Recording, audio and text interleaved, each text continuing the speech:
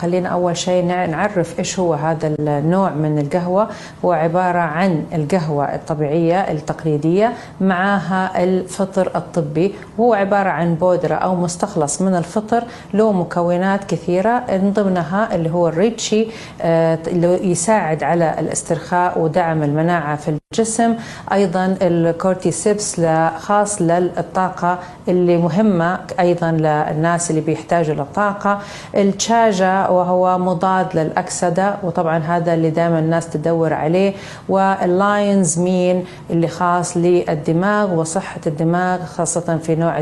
موضوع التركيز اللي الناس أكثر شيء بتدور عليه.